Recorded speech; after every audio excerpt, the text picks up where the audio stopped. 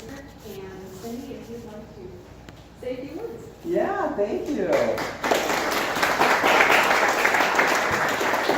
Well, so glad to be here. Thank you so much for coming out today. I really appreciate it. We're doing about 3 different counties today, so I'm happy to be visiting as many people as I can in this district. It's what I said I'm going to do all along, is get out and talk with as many Iowans as possible. So thank you, Nan, for helping to set this up. Everybody who was involved, I'm really grateful. And for everybody for coming out today to help make this possible. So thanks so much for taking time out of your day. Well, let's get this started. I'm Cindy Axne, and I'm running for the U.S. Congress to beat David Young. So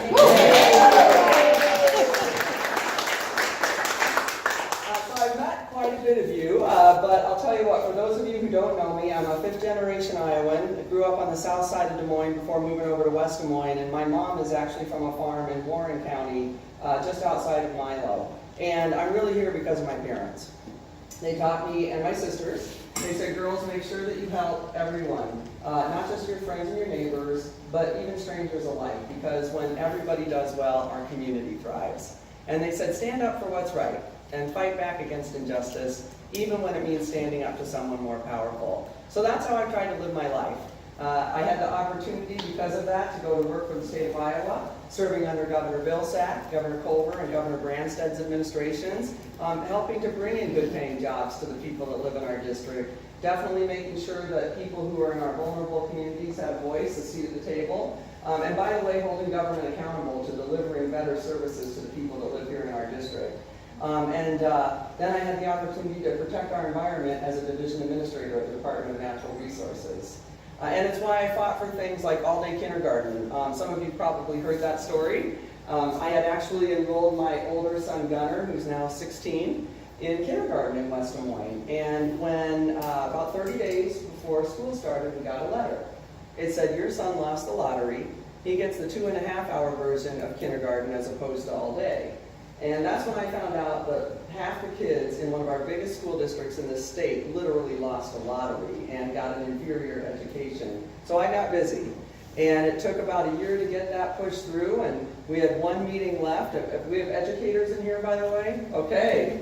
You know sometimes things don't move as quickly as you want, right? So we had about a year, and I realized we had 1 meeting left where it needed to be approved for the kids next year, and I've got pretty sharp elbows when it comes to doing what's right. So we put together the data on the subject matter and equity and presented it to the board and said, you know, you've got to get this changed for the kids next year, or I'm taking this information to the head of the Department of Education and the Des Moines Register, and letting them know you're just not living up to this district's expectations and you're failing its kids and its families. Well, they passed it. That superintendent's one of my big supporters because he knows when it comes to doing the right thing, I'm not going to stop until we get the job done. And that's exactly why I'm running for Congress, because I think we can see that every single day, corporations and millionaires and special interests, boy, they've got a seat out at the table in Washington. They're definitely reaping the rewards, but Iowans don't have a voice, and we're being left behind. So I want to get out there and make sure that you folk out a voice in Washington. And that's been my intent this entire time. I actually started this campaign now, oh my goodness, 15 months ago at the end of this month. And I did so because I was personally unhappy with the decisions that were being made in Washington. Decisions that are definitely hurting hardworking Iowa families, decisions that are certainly helping wealthy and corporations, and decisions that are taking our country backwards. And so I decided this was a campaign about Iowans, and I would travel this district. So we've held over 100 events like this to get out and talk with as many people as we can about the issues that Iowans are facing, listening to Iowans' concerns for affordable, effective health care, making sure that we've got jobs that can support families and give them opportunity, and definitely hearing from our seniors that they need to and absolutely deserve to retire with dignity.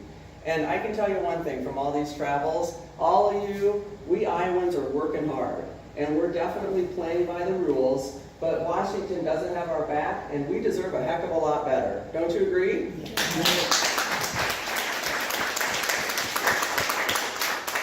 Well, unfortunately, my opponent is out there causing some of these problems, as a matter of fact. Congressman Young has actually spent his career in Washington, 30 years as a matter of fact, moving from one politician to another. And unfortunately, he's so mired in the ways of Washington that the decisions that he's making are hurting hardworking Iowa families. He's taken money from corporations and special interests, and then he turns around and votes in their favor, not ours. He's taken money from health insurance companies and then voted to increase premiums on Iowans, and especially older Iowans. He's taken money from corporations, then turned around and voted for a tax bill that puts more money back into the pockets of its wealthy shareholders and puts that burden on our hardworking Iowa families. And he's even supported plans that would jeopardize Social Security and Medicare. And now he's standing on the sidelines while this administration hurts our farmers, our rural communities, and quite honestly, our entire overall economy here in Iowa. We are all tied to agriculture in this state, and we're being hurt by it. And so as this tariff war continues to move forward, we need leaders who are going to step up and put a stop to it, because our economy is already bleeding here in Iowa. Well, that's what I intend to do. I'm going to get out to Washington and work on these issues. And I mentioned I'm a fifth-generation Iowan, but I'm also a small business owner. My husband and I own a digital design firm, so a small website company. And I'm the mom of not just one, but 2 teenage boys, so prayers, advice, whatever. I'll take it. Here's a young guy. Look to you for some advice.